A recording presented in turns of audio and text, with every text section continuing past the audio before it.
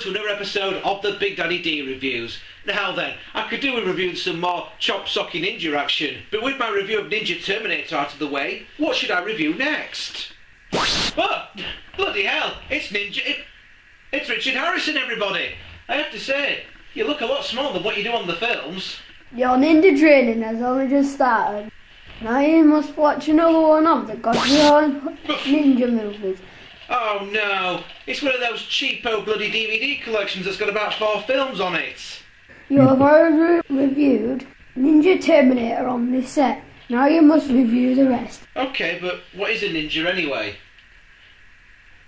Nothing, it's just a fairy tale. Right, okay, well, thanks Dickie. Don't call me Dickie, you cheeky bugger. Don't call me Dickie, you cheeky bugger. Alright. You gonna teleport away now?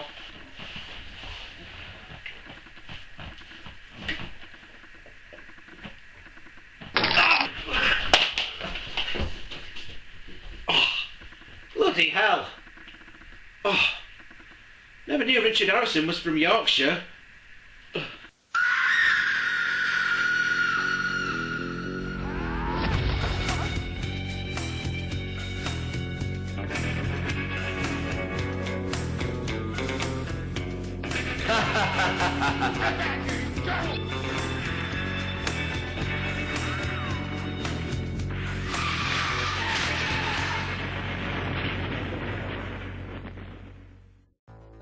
There's nothing quite like curling up on the sofa and watching a movie that's so crappy it's actually quite good.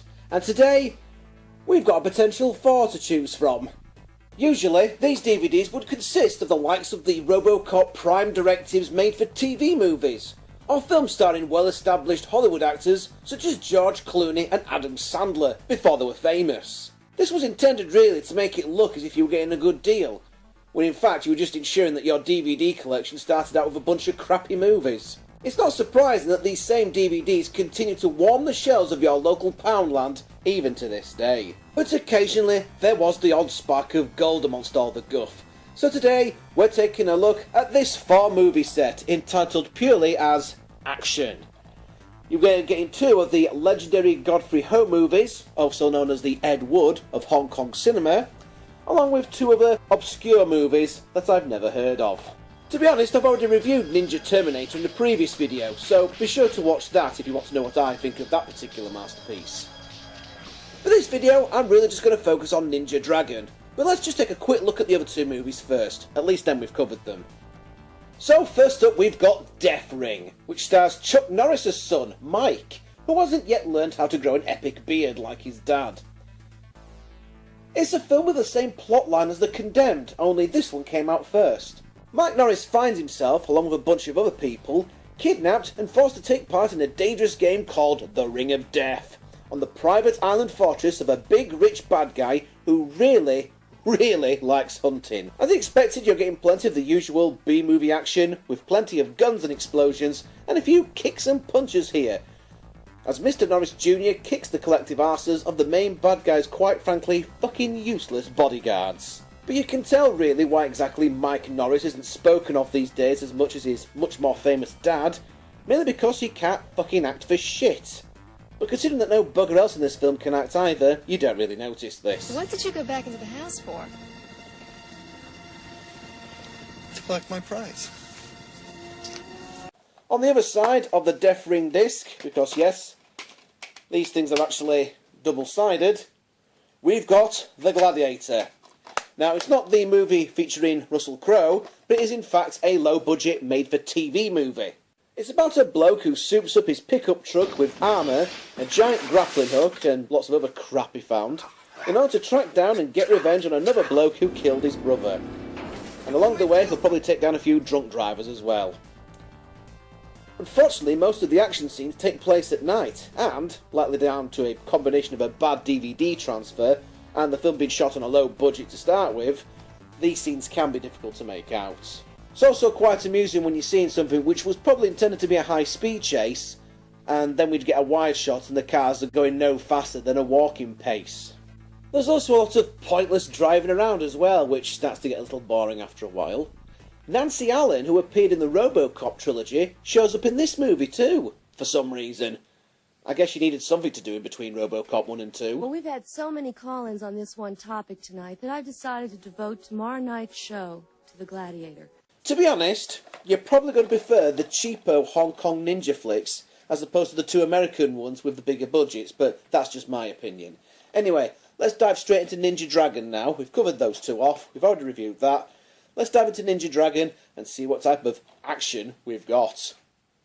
So this time, our hero, Ninja Master Gordon, yes, Gordon, and his mate Dragon are a bit miffed when their business partner, Fat Ronald, gets his throat slit by a rival gang.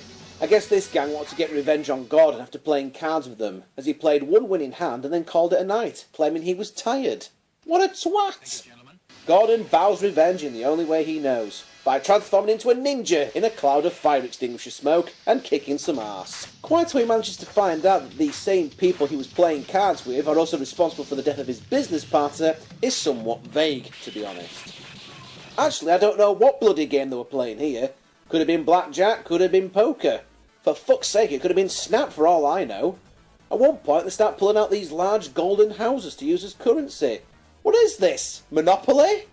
Meanwhile, in the other film, Ronald's daughters, hilariously named as Phoenix and Fanny, take over the family business.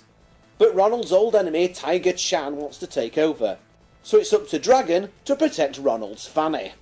How dare you hit Fanny? Now what exactly do I mean about the other film? Well, like with other Godfrey Ho movies, we're basically getting bits of two different movies, stitched together badly, dubbed over badly, and then served up as a complete movie. This time round, there's actually a couple of scenes where the two lead characters from the two separate films speak to each other face to face. Sort of. Sadly, there's no scenes with the Garfield telephone this time. The dubbing, it has to be said, is absolutely deplorable here, even by 80s Eastern chop-socky flick standards. It does seem that the voiceover artists were trying to outdo each other here in who could do the most stupidest voice possible.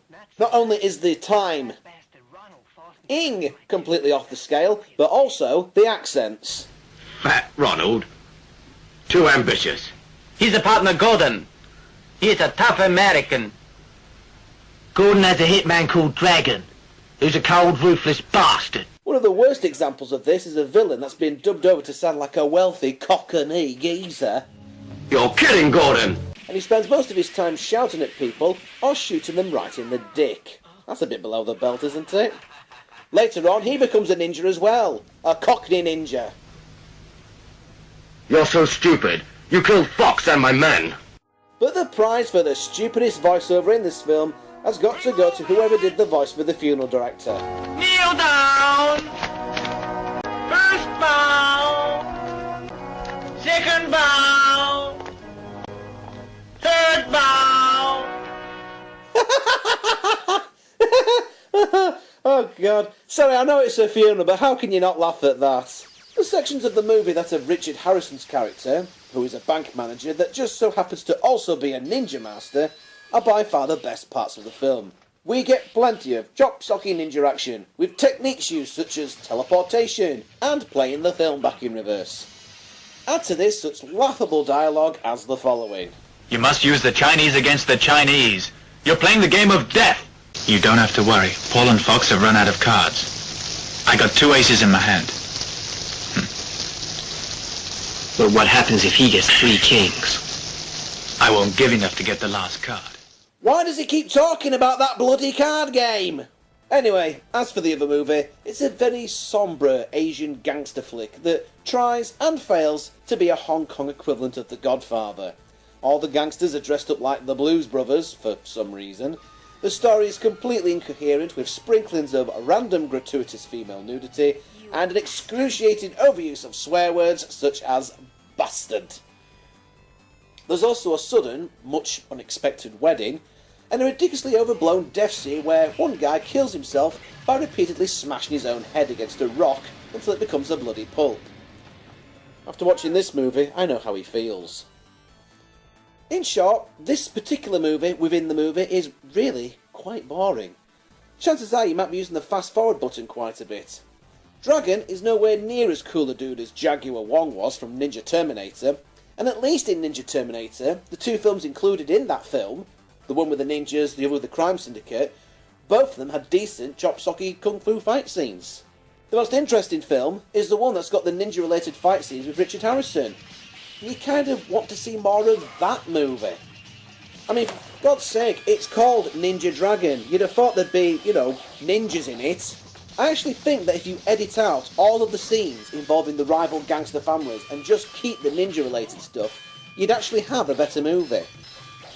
I might try that, actually. I have to give Ninja Dragon a thumbs down, to be honest, as it's certainly not a masterpiece, and nowhere near as much fun as Ninja Terminator was. I did find myself fast-forwarding past some of the movie that didn't have ninjas in it, which is never a good thing. So therefore, I certainly won't be watching this again, and I won't be recommending it to anyone. Just stick with Ninja Terminator, and all will be fine. As far as rating action as a DVD collection as a whole, I've got to give this a thumbs down as well. Although there isn't anything particularly bad on this collection, there isn't anything particularly good either. Unless, of course, you're a connoisseur for badly dubbed kung fu flicks and cheesy 80s action movies, which I certainly am, but even I've got my limits. When I reviewed Ninja Terminator, I gave it a thumbs up, just as long as you treated it as an unintentional comedy. Despite Ninja Terminator being on this collection, I can't really justify giving the whole thing a thumbs up, even if you do find it in a DVD bargain bin. Ninja Terminator and Ninja Dragon are available either on their own separate DVDs, or together as two films on one disc. To be honest, you'd be better off getting Ninja Terminator on its own. And, if ninja movies aren't really your thing, but you prefer the look of the two American movies, well, they're also available separately, and also as two films on one disc set as well. Blimey, Hollywood DVD has thought of everything, haven't they? Bless them. And that's it for another episode of the Big Daddy D Reviews. Another movie, another bit of chop-socky action. I'm out of here.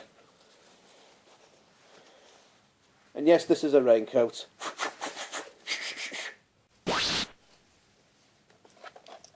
Yes, I am doing the same joke, but if Godfrey Ho's repeating the same footage, why can't I? How dare you hit Fanny? She's not one of your whores. She's just a rich brat.